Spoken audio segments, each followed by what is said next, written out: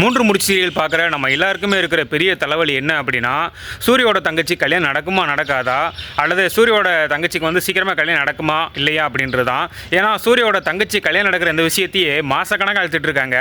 இது 2-3 மாதத்தில் முடியுமா இல்லை வருஷக்கணக்காக போகும் அப்படின்றதே பெரிய பிரச்சனையாக இருக்குது. ஒன்று, சூரியோட தங்கச்சி கல்யாணம் ஆகி சூரியோட தங்கச்சி எப்படியா வெளிநாடு போயிடணும், நமக்கும் தொல்லை முடிஞ்சிடற சாமி அப்படின்னு நினைக்கலாம். அல்லது சூரியோட தங்கச்சி கல்யாணம் நின்றுச்சுன்னா சூரியோட தங்கச்சி வந்து ஒரு வழியை காப்பாற்றி வச்சுரா, நந்தினி ஜெயிச்சாச்சுரா அப்படின்னு நினைக்கலாம்.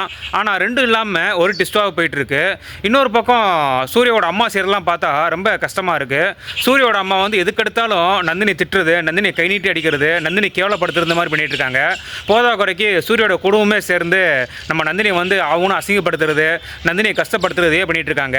நந்தினிக்கு என்ன தான் பட்டாலும் புத்தி வர மாட்டேங்குது. நந்தினி வந்து எப்போ பார்த்தாலும் சூரியோட அம்மாவை அம்மான்னு சுற்றி வந்து அவமானப்பட்டுக்கிட்டு, சூரியோட குடும்பத்துக்கு வந்து விசுவாசமாக வேலை செய்கிற வேலைக்காரி மாதிரியே வாழ்ந்துக்கிட்டு, கொஞ்சம் கூட சூரியோட மனைவி அந்த ராணி மாதிரி வாழணும் அப்படின்ற அந்த எண்ணம் வரவே மாட்டேங்குது.